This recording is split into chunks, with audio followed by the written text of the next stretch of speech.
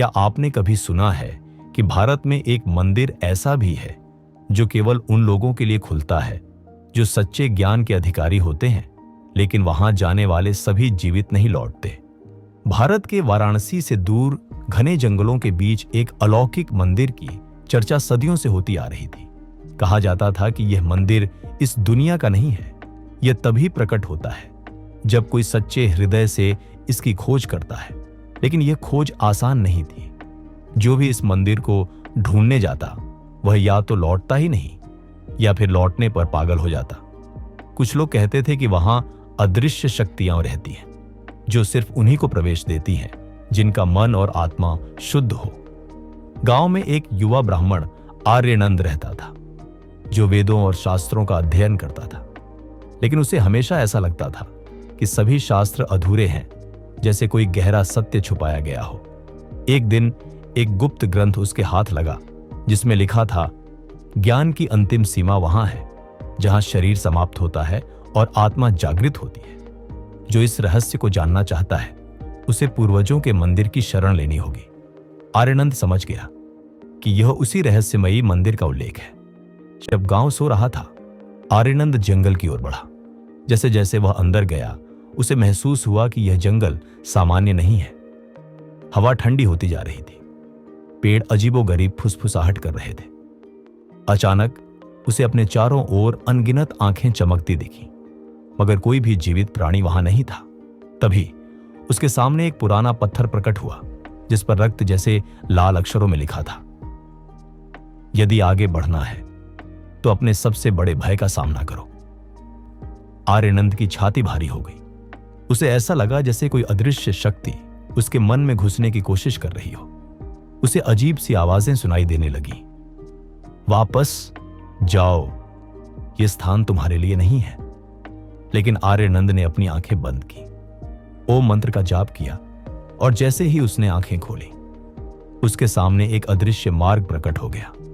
मंदिर का रहस्य और जीवित मूर्ति मार्ग के अंत में उसने देखा कि एक विशाल मंदिर प्रकट हो रहा था, लेकिन यह मंदिर सामान्य नहीं था। इसकी दीवारों पर लिखे मंत्र खुद चमक रहे थे। वहां जलते दीपक हवा में तैर रहे थे। मंदिर के द्वार पर कोई संस्कारिक प्रतिमा नहीं, बल्कि एक जीवित मूर्ति खड़ी थी। उसकी आंखों से रोशनी निकल रही थी।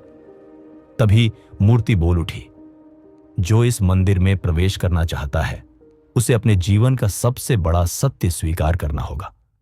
आर्यनंद अचानक देख सकता था कि उसका अतीत उसकी आंखों के सामने चलने लगा। उसने अपने जीवन के सबसे छुपे हुए भय और गलतियों को देखा।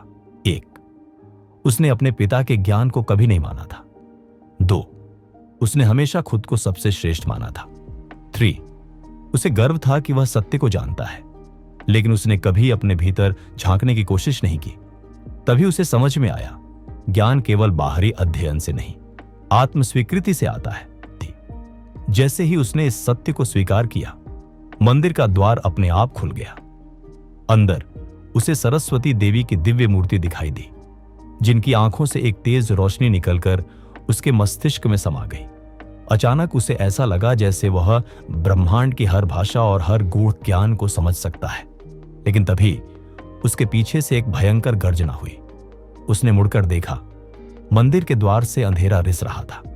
भयंकर काले धुएं से बनी आकृति मंदिर के भीतर प्रवेश कर रही थी। यह कोई और नहीं बल्कि ज्ञान का दुष्ट संरक्षक था, जो केवल उन लोगों को जीवित छोड़ता था जो सच्चे ज्ञान के अधिकारी होते।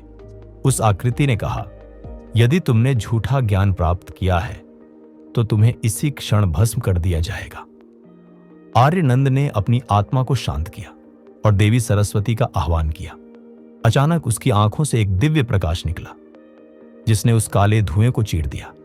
वह आकृति तड़पने लगी और एक भयानक चीख के साथ गायब हो गई। तभी मंदिर की छत से एक रहस्यमयी लिपि में लिखा हुआ ग्रंथ नीचे गिरा। इस ग्रंथ पर लिखा था, अब तुम ज्ञान के सच्चे अधिकारी हो, लेकिन इस शक्ति को लोभ, अहंकार या स्वार्थ के लिए उपयोग मत करना। जब आर्यनंद गांव लौटा तो उसकी आंखें चमक रही थी। गांव के लोग उससे पूछने लगे, क्या तुमने मंदिर का रहस्य जान लिया? उसने उत्तर दिया, ज्ञान केवल किताबों में नहीं, आत्मा के भीतर भी छिपा होता है।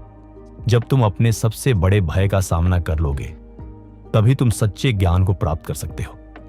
इसके बाद वह एक महान संत बना और उसने अपने ज्ञान से हजारों लोगों को आध्यात्मिक जागृति की ओर प्रेरित किया। इस कहानी से क्या सीख मिलती है?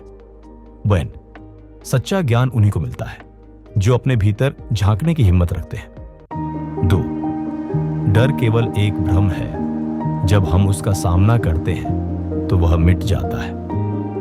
3, अहंकार ज्ञान का सबसे बड़ा शत्रु है।